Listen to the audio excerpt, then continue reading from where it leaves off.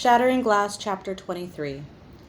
The parole board asked how I felt that Rob's been free all these years I've been in prison. I told them, we're all imprisoned in different ways. Young Stewart. After checking to see if any coaches were around, we eased out of the equipment room and headed for the parking lot. Simon took Rob home and I chauffeured Coop and Bobster. Nobody had a lot to say. I chewed on my own heart, Bobster watched the scenery, and Coop jabbed the radio buttons. Rob was really rabid, wasn't he? I said. Coop punched in another station. I don't know. Rob just thinks it's his party, you know? He's really into this thing of telling us what to do. I don't know if I like it, I said. Well, that's a switch. Bobster came out of his trance. What do you mean? Rob's been telling us what to do since we met him. Sort of, but he's never been like this before. Nobody has ever bucked him before, Coop said. Except Simon. Simon. Bob leaned forward from the back seat. Yeah, Simon. Think about it. Simon does something on his own, and Rob has to reel him back in. Remember when Rob told him not to eat the cake and Glass got the candy bar? Rob's not used to that kind of shit. I mulled it over. And I don't think it's finished. Simon acts like a whipped chihuahua to please Rob, but does his own thing anyway, Bob added. And he'll do it again. The days crawled by, and if I saw Rana, I saw Simon. He was outside her classroom door at her locker, behind her in the lunch line. Occasionally he drove her home from school. While she didn't look gaga, Rana often smiled when she was with Simon. I found myself driving past her house again and again. Sometimes I parked behind the thick azaleas planted alongside the curb and watched her bedroom window. On Wednesday, the nominations for favorites were held. In their government classes, seniors were given a slip of paper with the categories listed.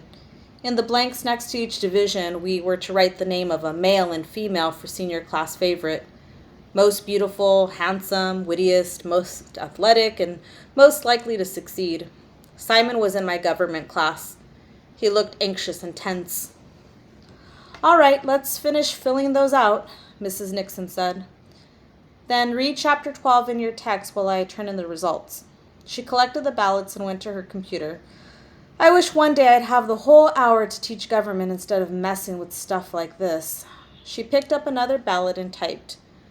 You'll have results by lunchtime tomorrow. We did. A sample ballot for the final voting to be held February 11th was posted on each teacher's door Thursday morning. Before we filed in for first period, Rob and I checked the ballot on Mrs. Park's door. Well, you done good, Papa Bear, I said. You got Baby Bear nominated for class favorite. However, you also got your own self nominated. No problem there. Rob was all smug satisfaction. And you, my man, are nominated most likely to succeed. I looked at the list again. Coop is up for most athletic, that's a lock, and Bob got it for most handsome. Maybe that will perk him up some. He hasn't been the old Bob lately, have you noticed? I decided to change the subject quick. Rob, look at this one. Wittiest, Simon Glass. Rob looked at the ballot. Not good. It'll split up the votes. So it wasn't your doing? He shook his head. Nope, looks like he got this one on his own. He turned his back on the ballot. We drifted into class and I spotted Lance sprawled in his chair looking like somebody had pissed in his Cheerios. For the first time since 6th grade, Lance Ansley had received not a single nomination. After a fall from the top, the middle spaces are full.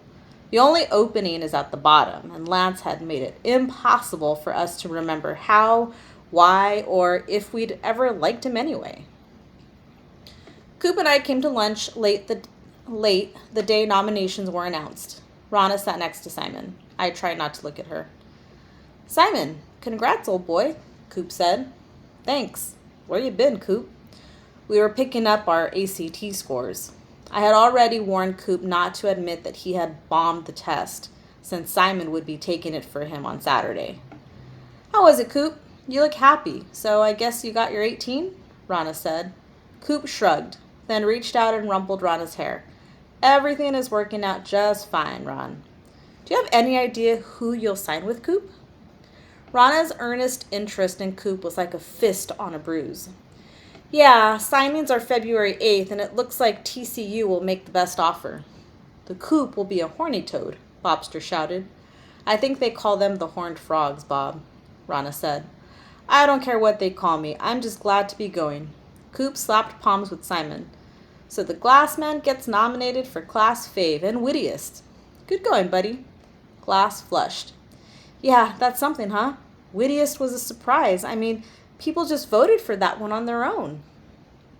Rob pointed a finger at Glass. Forget about Wittiest, Simon. You'll be elected class favorite. In fact, I think I'll do a little one-on-one PR now. Rob got up and began chatting up the girls, bullshitting the guys and informing them that he would consider it a personal favor if they would vote for Simon Glass as class favorite. Well, it's boxed and wrapped, Simon. Not many can resist Rob when he wants something, Bobster said.